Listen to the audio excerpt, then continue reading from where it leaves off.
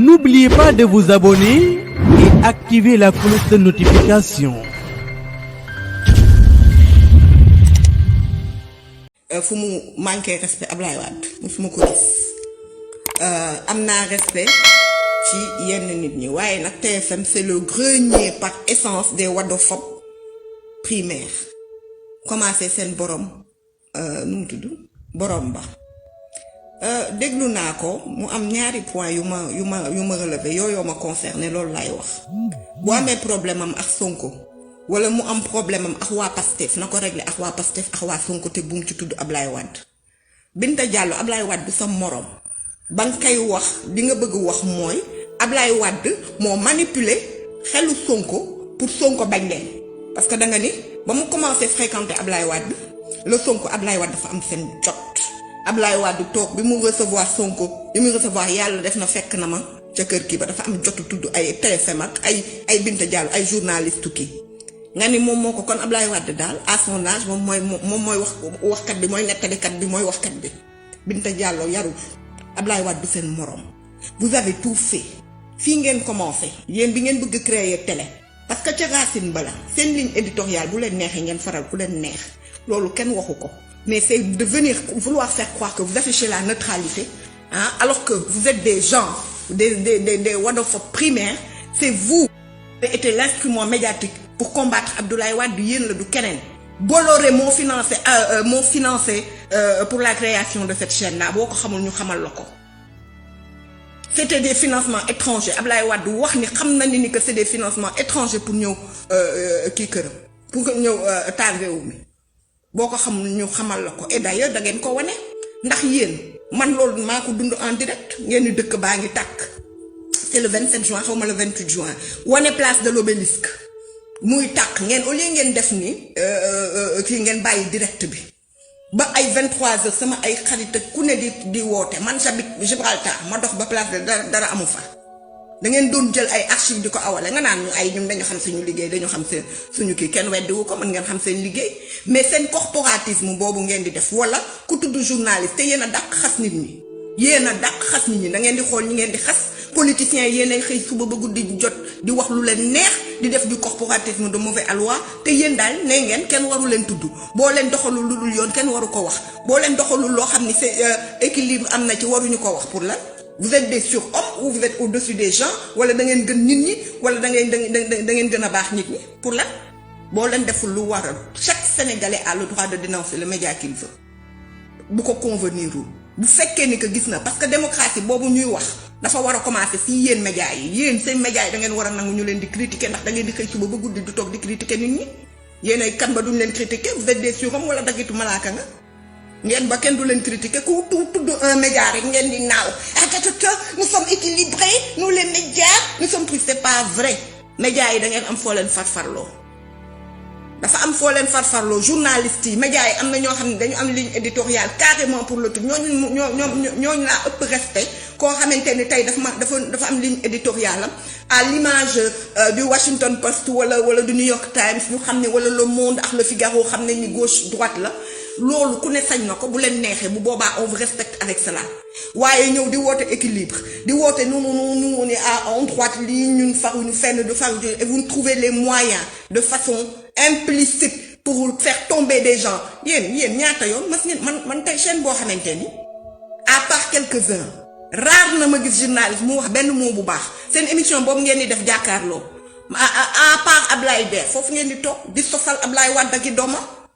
ak ñoo yéen Charles Faye avant bañoon nga Birima ngeen indi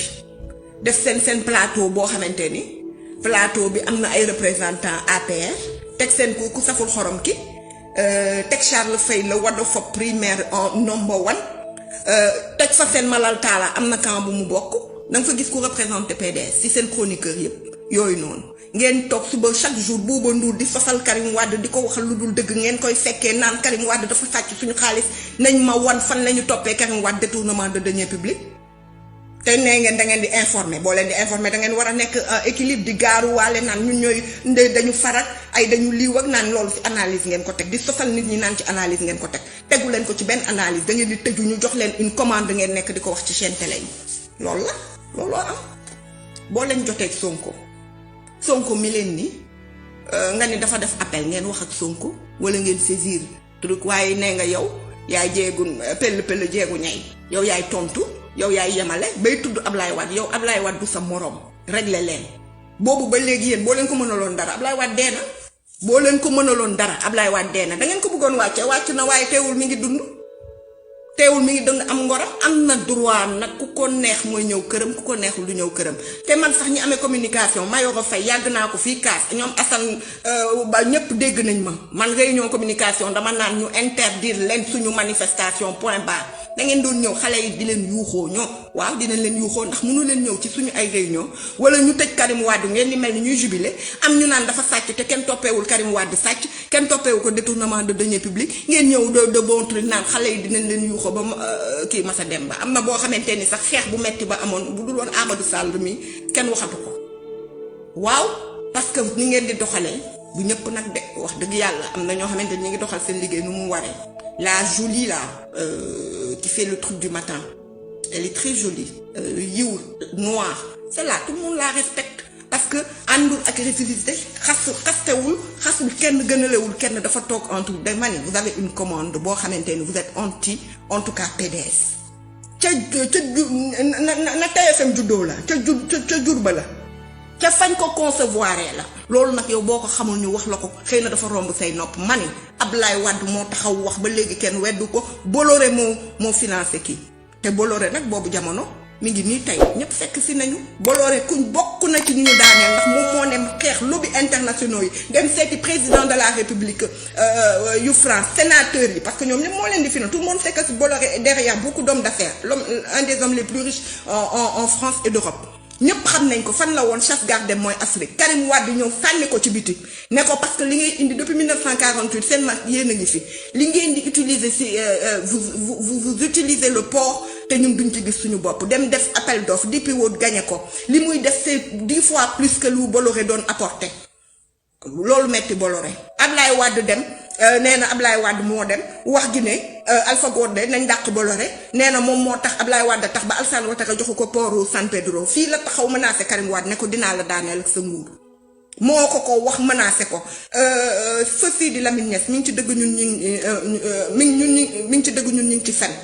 toog na nee na moom ba ñuy jàpp Karim Wade mu xam ne la commande est faite par Bolloré nee na lettre boobu naa ko publier après sama mur mu ne dafa foogoon ni waxu politicien rek la ndax dañu tase xaw ma ban Égypte xaw ma fan Karim di ko ni Bolloré mi ngi continuer di yónnee ay nit pour menacer ko te ne ko dina daaneel nguur gi bu ñu demee tey ba Bolloré ñu koy dàq Bénin africain yi di ko dàq Ablaye Wade ko fi indi te Bolloré moomu c'est lui qui a commandé la TFM parce qu'il a fallu un bras armé médiatique pour mun a taxaw rey nit ñi ak dévolution monarchique pour mun a taxaw troubler nit ñi nax nit ñi utiliser des lobbies pour xeex Ablaye Wade looloo am loolu mooy dëgg yow nag boo xamul sa njalbeen ba lu tax Ablaye Wade taxaw wax loolu ñu pare ci loolu Ablaye Wade ñu jàpp ñu daanu félicité Macky Sall dem toog këram ñuy jàpp ay nitam di jàpp ay responsable am def liste 24 kii di def procès Karim Wade chaque jour ngeen ni Karim a volé l'argent du pays te tegu leen ko fenn ba tey jii ba chaque jàkkaarloo Bouba Ndour chaque jour man ma rectifier leen ne leen du dëgg mais vous continuez vous persistez parce que loolu ngeen bëgg def ci bopp sénégalais yi naan Karim Wade na fay daf ñu am xaalis xanaa yëgu leen ni Karim Wade kuuru kii nu mu tuddati comité des droits de l'homme dafa ni ñu ndàmpaay ko Karim Wade amee la tul dara Sénégal bi Sénégal la ko war a jox ndàmpaay réviser procès def ko ndàmpaay mais bañ ngeen ko wax seen plateau boobu ku ñëw sax notamment jàkkaarloo ku ñëw sax doo ñemee gis nga même boo bëggee Ablaye Wade da ngay changer am na koo xamante ni ci chroniqueur yi ba muy ñëw da doon defal Ablaye Wade waaye dafa changer parce que boo ko waxee Bouba Ndour day tëb mel ni ku ñu cuuc ci taat day tëb boo waxalee Ablaye Wade lu baax non man d'accord ma paa yi day mel ni kuy naaw vous êtes des wadophobes primaires des wadophobes na ngeen ko bañ looloo am et on le constate et on a le droit de le dire comme vous avez le droit de vous asseoir et de critiquer les gens vous n'êtes au-dessus de personne doo leen yàlla doo leen yonent doo leen dëgg ma la nga ne Ablaye Wade lu mu fi def Ablaye Wade lu mu fi def moo tax tey jii TFM am الله الله الله الله يا مولانا mbokki Sénégal ak diaspora bi assalaamu aleykum Serigne Omar Fall waaw Serigne Omar Fall di ku yàlla baaxal mu géeju lool ci wàllu asraar ak ñaan moo xam kurus ba ci wàllu bind di joxe ay sangat yu yéeme lool moom Serigne Omar Fall yow mi bëgg istixaara jokkool ak Serigne Omar Fall yow mi bëgg càngat ci wàllu ubbeeku ak muslaay ba ci protection bayri ak cat ba ci yow mi am faru rab jigéen bu bëgg borom kër mu jafe ko lool ba ci góor gi bëgg soxna mu të ko lool gaaw leen seeti Serigne Omar Fall ba ci ki bëgg tukki te am jafe-jafe ba ci yow mi lijjanti wàllum këyit kiy wut liggéey mu jafe ko ba ci yow mi am tawat bu la jaaxal lool ki am aaju bëgg ku ko ñaanal wala ku la defal xalwa gaawal jokkoo ak Serigne Omar Fall ba ci wàllu gàllaaj am na ay gàllaaj yu àdduna bi yépp di wër ak ay ndomb yu yéeme lool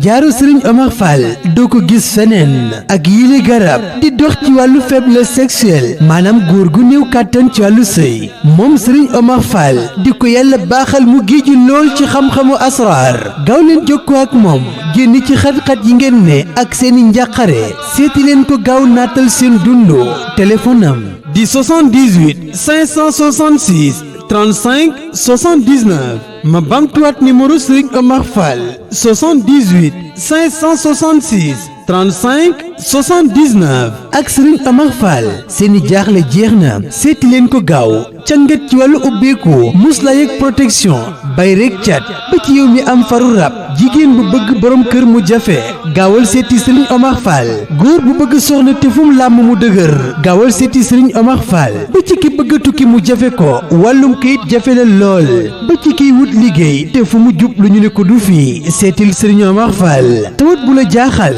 yow mi bëgg ku la dugal xaluwa gàllaaj ndombo ba ci jaaro ci Serigne Omar Fall lam ci yor doo ko gis fenn ma baamtu ko numéro mooy 78 566 35 79 Serigne Omar Fall seeni njàqare jeex na